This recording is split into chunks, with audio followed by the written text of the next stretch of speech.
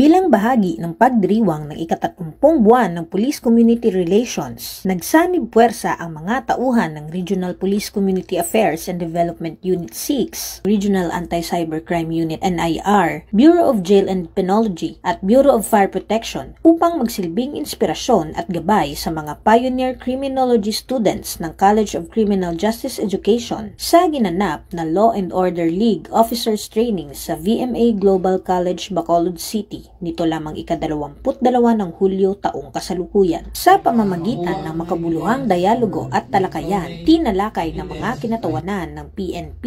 BJMP at BFP ang mga mahahalagang batas na may direktang epekto sa kapayapaan at kaayusan sa lipunan, kabilang ang RA 9165 o ang Comprehensive Dangerous Drugs Act of 2002, Cybercrime Prevention Act, at ang Safe Spaces Act. Layunin ng aktibidad na palalimin ang kaalaman ng mga estudyante at ihanda sila bilang mga susunod na tagapagtaguyod ng hustisya at disiplina sa bansa. Hindi lamang ito naging ordinaryong lektura, kundi isang mapagpalayang dialogo kung saan hinihikayat ang mga kabataan na maging aktibong bahagi ng pagbabago at higit sa lahat, maging ehemplo ng integridad at serbisyo sa bayan. Pinamalas ng Regional Police Community Affairs Development Unit 6 at katuwang na ahensya ang kanilang dedikasyon sa adhikaing makabuo ng ligtas, disiplinado at responsableng komunidad sa pamamagitan ng pagpapalakas ng ugnayan sa mga paaralan at pagpapalaganap ng kamalayan sa batas. Ang ganitong aktibidad ay patunay na ang Philippine National Police ay hindi lamang tagapagtupad ng batas, kundi katuwang sa paghubog ng kinabukasan ng kabataang Pilipino, mga kabataang may tapang,